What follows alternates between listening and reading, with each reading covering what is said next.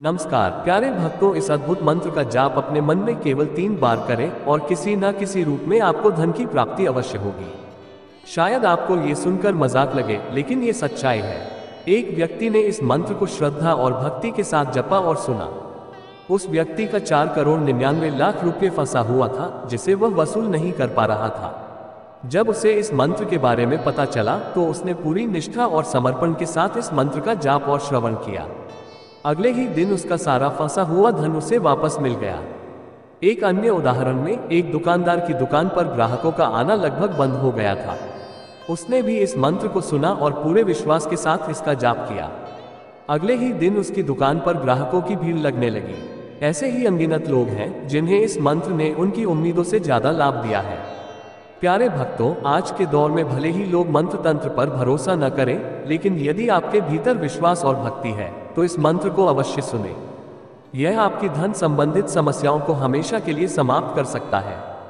परंतु ध्यान रहे, इस मंत्र को सुनते या जपते समय तन और मन की शुद्धता अनिवार्य है। सच्चे मन से श्रद्धा और भक्ति के साथ किया गया जाप ही आपको फल देगा, अन्यथा इसका प्रभाव नहीं पड़ेगा।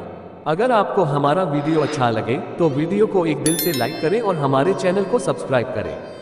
साथ ही कमेंट में जय श्री लक्ष्मी माता अवश्य लिखें। भक्तों, मंत्र कुछ इस प्रकार है। ओम श्री ह्रीं क्लीं ऐं कमलावासिन्ये स्वाहा। ओम श्री ह्रीं क्लीं ऐं कमलवासिन्ये स्वाहा। ओम श्री ह्रीं क्लीं ऐं कमलावासिन्ये स्वाहा।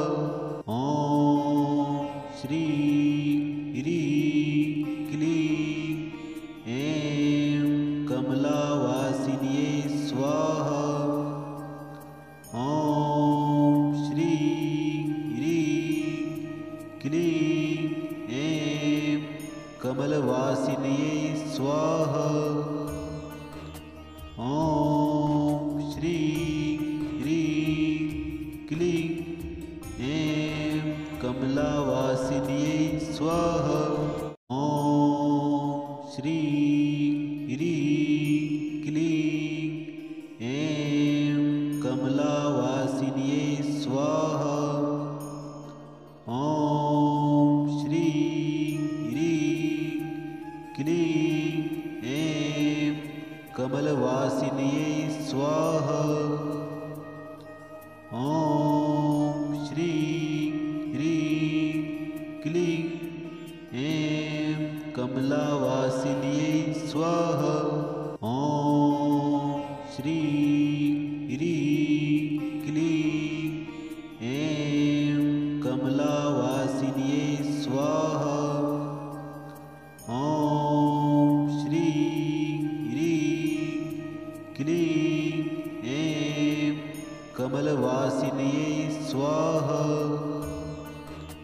ओम श्री ह्रीं क्लीं ऐं कमलावासिन्ये स्वाहा। ओम श्री ह्रीं क्लीं ऐं कमलावासिन्ये स्वाहा। ओम श्री ह्रीं क्लीं ऐं कमलवासिन्ये स्वाहा। ओम श्री ह्रीं क्लीं ऐं कमलावासिन्ये स्वाहा। ओम श्री ह्रीं क्लीं ऐं कमलावासिन्ये स्वाहा। ओम श्री ह्रीं क्लीं ऐं कमलवासिन्ये स्वाहा। ओम श्री ह्रीं क्लीं ऐं कमलावासिन्ये स्वाहा। ओम श्री ह्रीं क्लीं ऐं कमलावासिन्ये स्वाहा। ॐ श्रीं ह्रीं क्लीं ऐं कमलवासिन्ये स्वाहा। ॐ श्रीं ह्रीं क्लीं ऐं कमलावासिन्ये स्वाहा। ॐ श्रीं ह्रीं क्लीं ऐं कमलावासिन्ये स्वाहा। ॐ श्रीं ह्रीं क्लीं ऐं कमलवासिन्ये स्वाहा। ॐ श्रीं ह्रीं क्लीं ऐं कमलावासिन्ये स्वाहा। ॐ श्रीं ह्रीं क्लीं ऐं कमलावासिन्ये स्वाहा। ॐ श्रीं ह्रीं क्लीं ऐं कमलवासिन्ये स्वाहा। ॐ श्रीं ह्रीं क्लीं ऐं कमलावासिन्ये स्वाहा। ॐ श्रीं ह्रीं क्लीं ऐं कमलावासिन्ये स्वाहा। ॐ श्रीं ह्रीं क्लीं ऐं कमलवासिन्ये स्वाहा। ॐ श्रीं ह्रीं क्लीं ऐं कमलावासिन्ये स्वाहा। ॐ श्रीं ह्रीं क्लीं ऐं कमलावासिन्ये स्वाहा। ॐ श्रीं ह्रीं क्लीं ऐं कमलवासिन्ये स्वाहा। ॐ श्रीं ह्रीं क्लीं ऐं कमलावासिन्ये स्वाहा। ॐ श्रीं ह्रीं क्लीं ऐं कमलावासिन्ये स्वाहा। ॐ श्रीं ह्रीं क्लीं ऐं कमलवासिन्ये स्वाहा। ॐ श्रीं ह्रीं क्लीं ऐं कमलावासिन्ये स्वाहा। ॐ श्रीं ह्रीं क्लीं ऐं कमलावासिन्ये स्वाहा। ॐ श्रीं ह्रीं क्लीं ऐं कमलवासिन्ये स्वाहा। ॐ श्रीं ह्रीं क्लीं ऐं कमलावासिन्ये स्वाहा। ॐ श्रीं ह्रीं क्लीं ऐं कमलावासिन्ये स्वाहा। ॐ श्रीं ह्रीं क्लीं ऐं कमलवासिन्ये स्वाहा।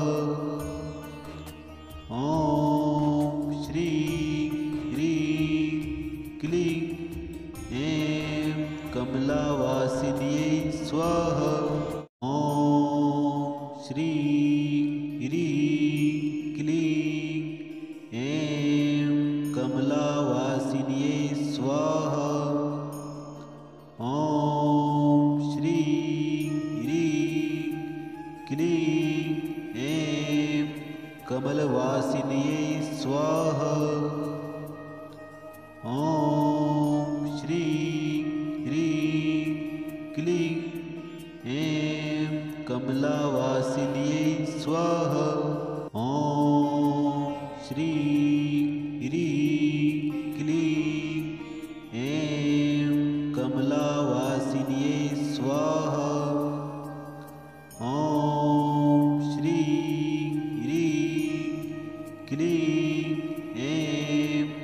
कमलवासिन्यै स्वाहा।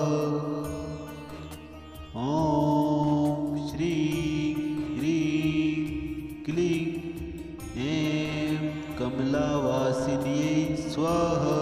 ॐ श्रीं ह्रीं क्लीं ऐं कमलावासिन्यै स्वाहा।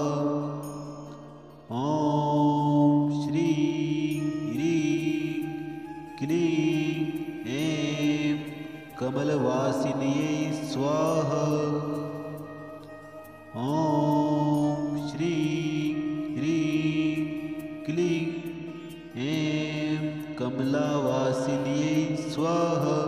ॐ श्रीं ह्रीं क्लीं ऐं कमलावासिन्यै स्वाहा।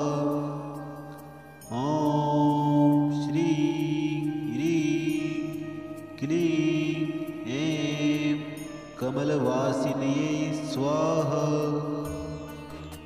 ॐ श्रीं ह्रीं क्लीं ऐं कमलावासिन्यै स्वाहा।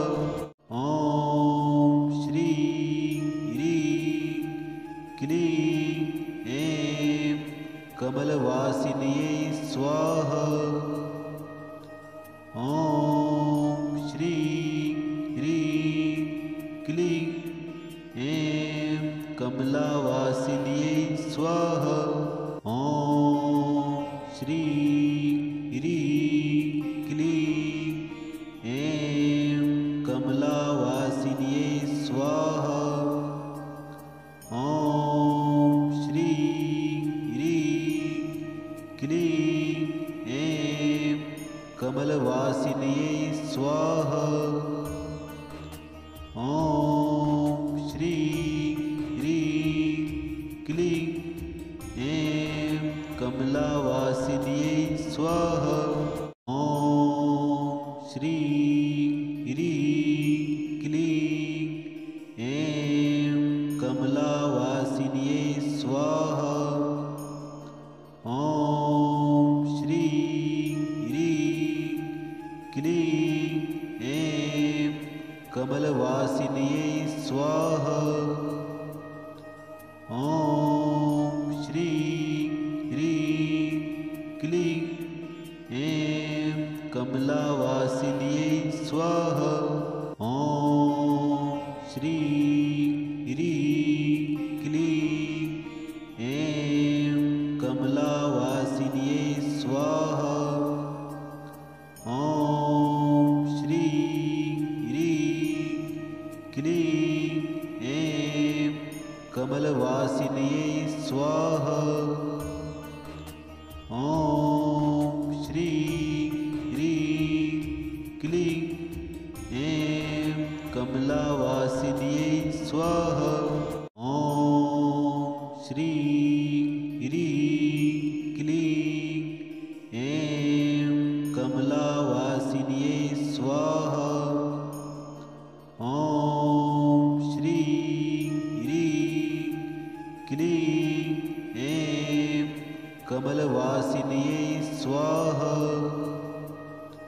ॐ श्रीं ह्रीं क्लीं ऐं कमलावासिन्यै स्वाहा। ॐ श्रीं ह्रीं क्लीं ऐं कमलावासिन्यै स्वाहा। ॐ श्रीं ह्रीं क्लीं ऐं कमलवासिन्यै स्वाहा। ॐ श्रीं ह्रीं क्लीं ऐं कमलावासिन्यै स्वाहा। ॐ श्रीं ह्रीं क्लीं ऐं कमलावासिन्यै स्वाहा। ॐ श्रीं ह्रीं क्लीं ऐं कमलवासिन्यै स्वाहा। ॐ श्रीं ह्रीं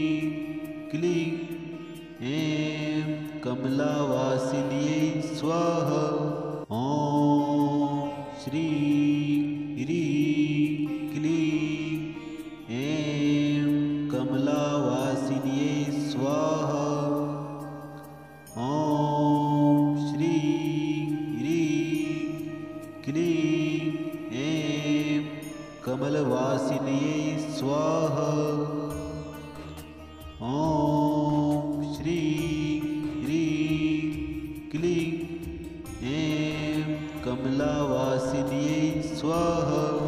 ॐ श्रीं ह्रीं क्लीं ऐं कमलावासिन्यै स्वाहा।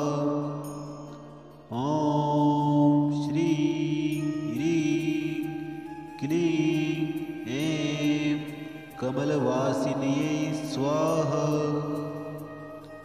ॐ श्रीं ह्रीं क्लीं ऐं कमलावासिन्यै स्वाहा। ॐ श्रीं ह्रीं क्लीं ऐं कमलावासिन्यै स्वाहा। ॐ श्रीं ह्रीं क्लीं ऐं कमलवासिन्यै स्वाहा। ॐ श्रीं ह्रीं क्लीं ऐं कमलावासिन्यै स्वाहा। ॐ श्रीं ह्रीं क्लीं ऐं कमलावासिन्यै स्वाहा। ॐ श्रीं ह्रीं क्लीं ऐं कमलवासिन्यै स्वाहा। ॐ श्रीं ह्रीं क्लीं ऐं कमलावासिन्यै स्वाहा। ॐ श्रीं ह्रीं क्लीं ऐं कमलावासिन्यै स्वाहा। ॐ श्रीं ह्रीं क्लीं ऐं कमलवासिन्यै स्वाहा। ॐ श्रीं ह्रीं क्लीं ऐं कमलावासिन्यै स्वाहा। ॐ श्रीं ह्रीं क्लीं ऐं कमलावासिन्यै स्वाहा। ॐ श्रीं ह्रीं क्लीं ऐं कमलवासिन्यै स्वाहा। ॐ श्रीं ह्रीं क्लीं ऐं कमलावासिन्यै स्वाहा। ॐ श्रीं ह्रीं क्लीं ऐं कमलावासिन्यै स्वाहा। ॐ श्रीं ह्रीं क्लीं ऐं कमलवासिन्यै स्वाहा। ॐ श्रीं ह्रीं क्लीं ऐं कमलावासिन्यै स्वाहा। ॐ श्रीं ह्रीं क्लीं ऐं कमलावासिन्यै स्वाहा। ॐ श्रीं ह्रीं क्लीं ऐं कमलवासिन्यै स्वाहा। ॐ श्रीं ह्रीं क्लीं ऐं कमलावासिन्यै स्वाहा। ॐ श्रीं ह्रीं क्लीं ऐं कमलावासिन्यै स्वाहा। ॐ श्रीं ह्रीं क्लीं ऐं कमलवासिन्यै स्वाहा।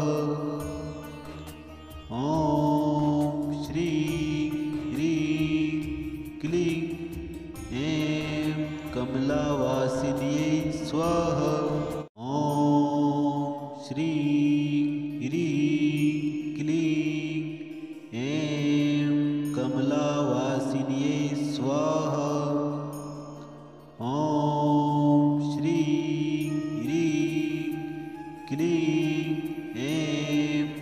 कमलवासिन्यै स्वाहा। ॐ श्री ह्रीं क्लीं ऐं कमलावासिन्यै स्वाहा। ॐ श्री ह्रीं क्लीं ऐं कमलावासिन्यै स्वाहा। ॐ श्री ह्रीं क्लीं ऐं कमलवासिन्यै स्वाहा। ॐ श्री ह्रीं क्लीं ऐं कमलावासिन्यै स्वाहा। ॐ श्री ह्रीं क्लीं ऐं कमलवासिन्यै स्वाहा। ॐ श्री ह्रीं क्लीं ऐं कमलावासिन्यै स्वाहा। ॐ श्री ह्रीं क्लीं ऐं कमलावासिन्यै स्वाहा। ॐ श्री ह्रीं क्लीं ऐं कमलवासिन्यै स्वाहा।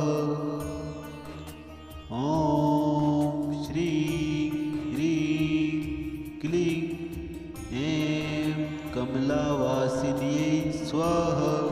ॐ श्री ह्रीं क्लीं ऐं कमलावासिन्यै स्वाहा। ॐ श्री ह्रीं क्लीं ऐं कमलवासिन्यै स्वाहा। ॐ श्री ह्रीं क्लीं ऐं कमलावासिन्यै स्वाहा। ॐ श्री ह्रीं क्लीं ऐं कमलावासिन्यै स्वाहा। ॐ श्री ह्रीं क्लीं ऐं कमलवासिन्यै स्वाहा।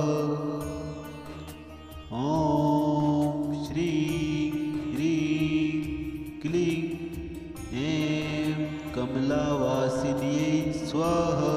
ॐ श्री ह्रीं क्लीं ऐं कमलावासिन्यै स्वाहा।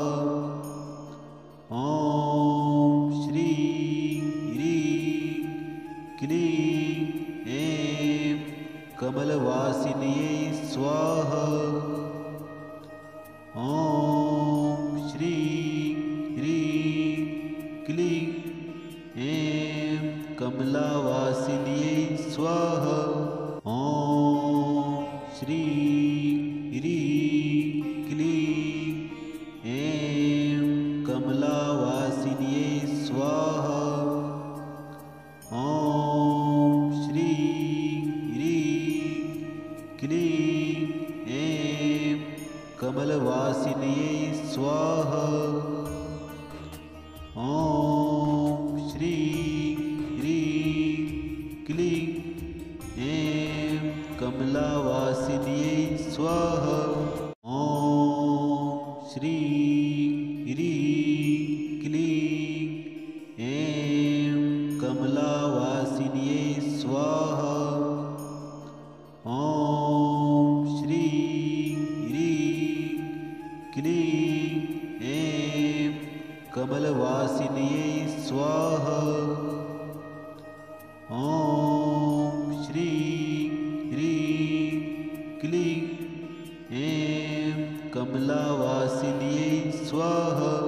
ॐ श्री ह्रीं क्लीं ऐं कमलावासिन्यै स्वाहा। ॐ श्री ह्रीं क्लीं ऐं कमलवासिन्यै स्वाहा। ॐ श्री ह्रीं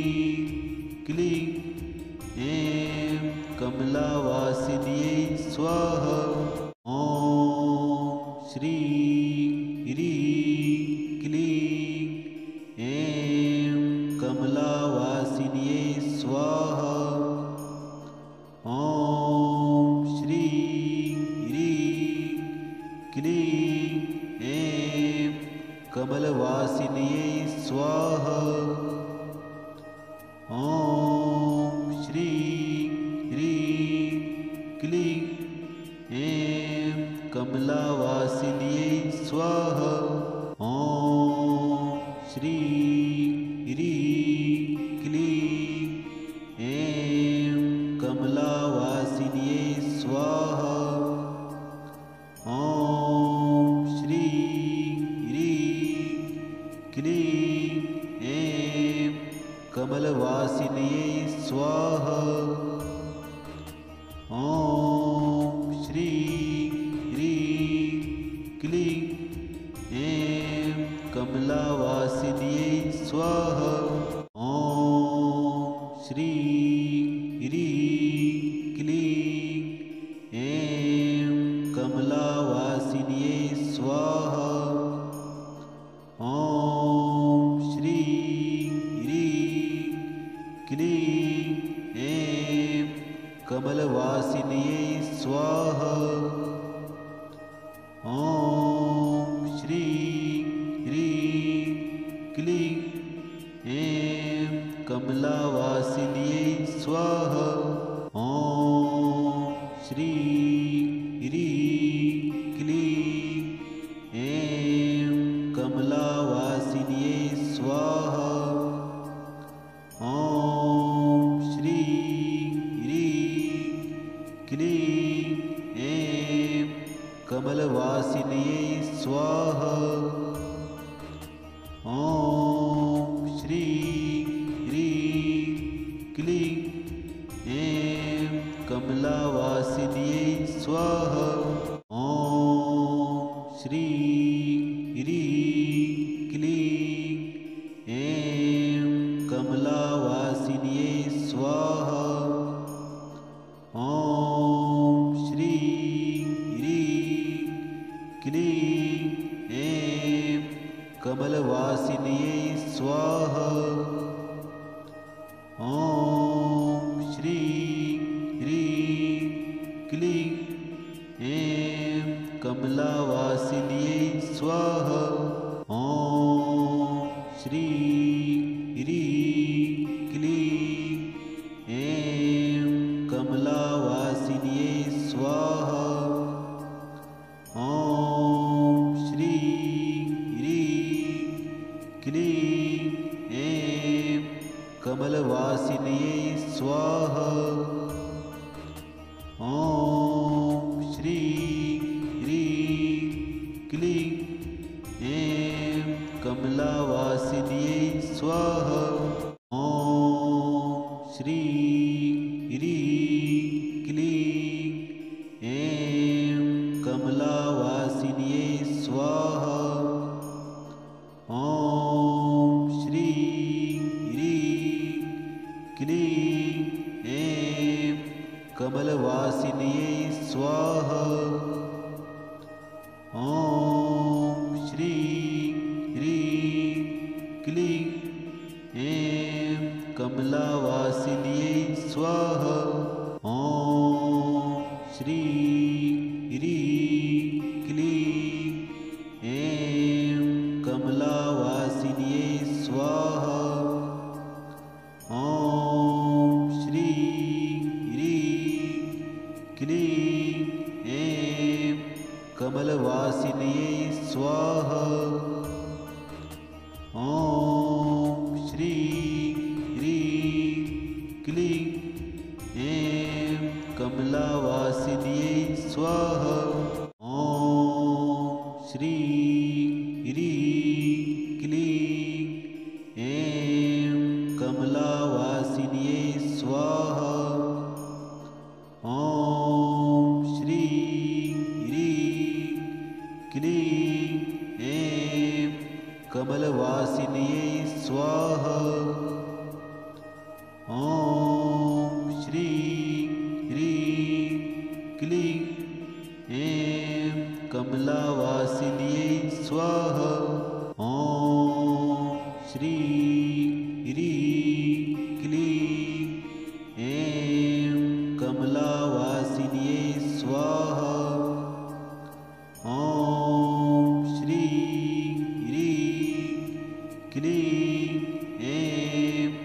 कमलवासिन्ये स्वाहा। ॐ